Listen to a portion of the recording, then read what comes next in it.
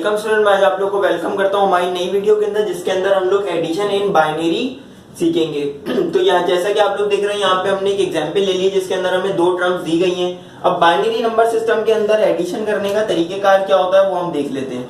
अब जैसा कि आप लोगों को पता है, बाइनरी नंबर सिस्टम 0 और 1 ही होता है, जिसके अंदर बस तो डेसिमल के अंदर अगर हम लोग कंपेयर करें बाइनरी नंबर सिस्टम को, जैसे 1 2 3 4 होता है डेसिमल के अंदर, तो बाइनरी के अंदर डेसिमल का 1 तो 1 ही होता है, लेकिन जो डेसिमल का 2 होता है वो बाइनरी नंबर सिस्टम के अंदर 1 और 0 होता है, क्योंकि डेसिमल नंबर सिस्टम के अंदर सिर्फ और सिर्फ 0 और 1 की ही काउंटिंग होती है। तो 1 के बाद 0 और 1 के अंदर जो 10 आता है, 10 के बाद 0 और 1 किस में आता है, 11 में आता है। 11 के बाद 0 और 1 किस में आता है, 100 में आता है।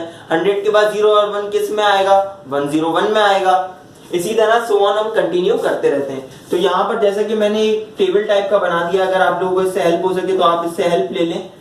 और इसके अलावा अब हम चलते हैं इसको सवाल को सॉल्व करने की तरफ। तो 1 और 1 को, यानी कि हमारे पास 2 बना, इसको हम प्लस करेंगे तो 1 और 1 क्या होता है, 2 2 क्या होता है हमारे पास, 10 होता है, 1 और 0।